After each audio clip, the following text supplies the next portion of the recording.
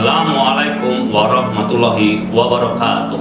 Hai sahabat vokasi, perkenalkan saya Agus Baryanto, instruktur teknik komunikasi di Lembaga Pendidikan Telekom Surakarta.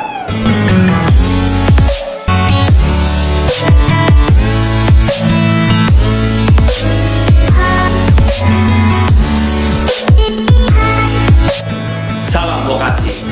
Hari ini kita akan belajar tentang komunikasi dan komunikasi efektif.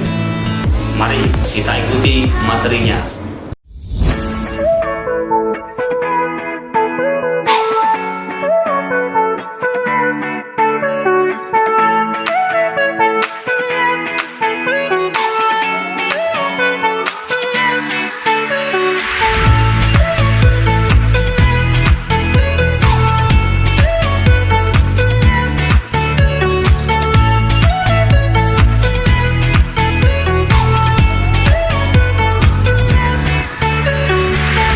Kenapa kita butuh belajar komunikasi dan komunikasi efektif?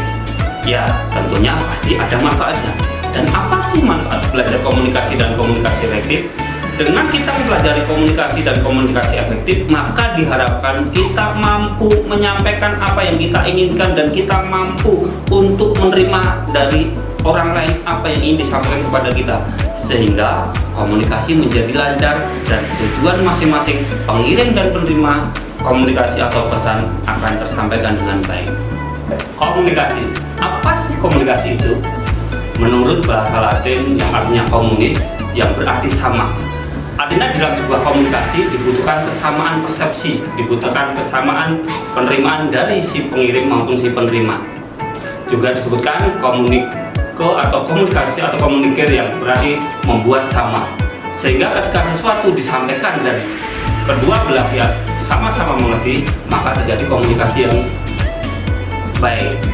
Dan secara definisi, komunikasi adalah sebuah proses penyampaian informasi berupa ide, gagasan, atau pesan dari satu pihak ke pihak lain, pada umumnya dapat secara verbal maupun non-verbal.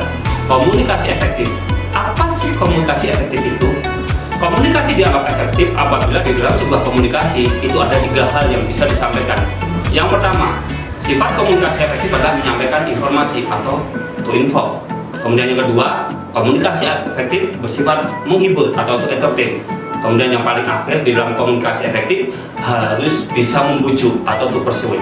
Dalam arti apa? Setiap komunikasi yang dianggap sebagai komunikasi yang efektif adalah bisa menggabungkan ketiganya, bisa menggabungkan antara bagaimana kita menyampaikan informasi yang sesuai, kemudian bisa memberikan sebuah hiburan sehingga komunikasi atau informasi diterima dengan baik. Kemudian yang ketiga, pada akhirnya komunikasi dianggap efektif apabila komunikasi bisa membujuk seseorang sehingga bisa meminta seseorang melakukan sesuatu sesuai yang kita harapkan.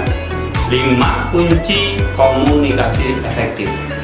Kunci yang pertama, smile. Di dalam sebuah komunikasi, senyum ini sangat dibutuhkan karena sebagai bentuk awal kita mengkomunikasikan segala sesuatunya kepada orang lain. Dan syarat untuk senyum ini sederhana. Ada 3 hal yang orang akan menganggap kita melakukan komunikasi yang baik. Yang pertama, senyum. Senyum yang sehat itu yang seperti apa sebenarnya? Perlu kalian ketahui bahwa senyum yang sehat pertama adalah senyum dilakukan seimbang, kanan dan kiri seimbang. Di bibir kita seimbang, misalkan masing-masing 2 cm 2 cm. Kemudian syarat senyum yang sehat yang kedua adalah dilakukan sekitar 5-10 detik. Jadi tidak perlu lama, tapi juga jangan terlalu sebentar, karena senyum sekali lagi adalah awal bagaimana kita mencoba membuka sebuah komunikasi. Kemudian yang ketiga, yang namanya senyum yang sehat adalah senyum yang dilakukan dan itu ada lawannya. Jadi ketika Anda ingin mengkomunikasikan diri Anda dengan tersenyum, maka harus ada teman yang diajak tersenyum. Jangan sampai kalian nanti senyum sendiri ya, berbahaya. Kunci yang kedua adalah harus jelas, be clear. Ketika kita menyampaikan informasi, maka ini harus jelas, baik secara artikulasi maupun intonasi, sehingga informasi yang diberikan dari kita kepada orang lain bisa diterima dengan jelas. Kemudian kunci yang ketiga, komunikasi efektif adalah relax.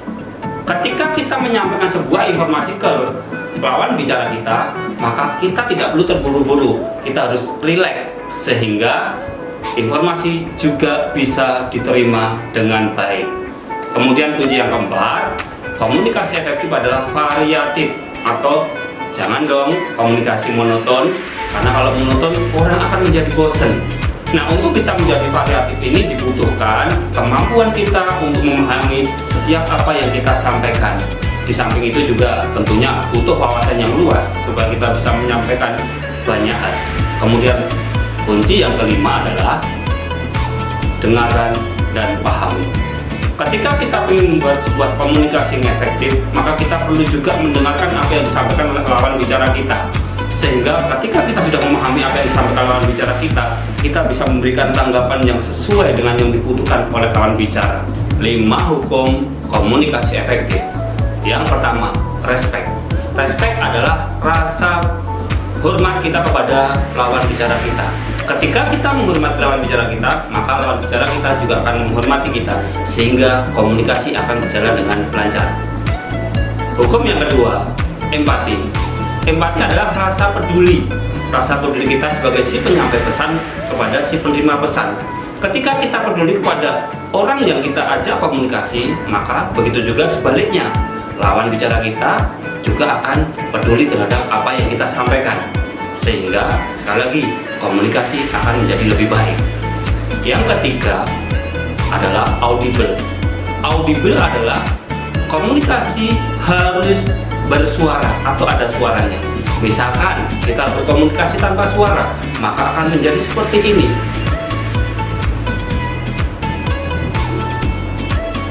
Oleh karena itu perlu adanya suara, sehingga apa yang ingin kita sampaikan kepada si penerima pesan dapat tersampaikan dengan baik.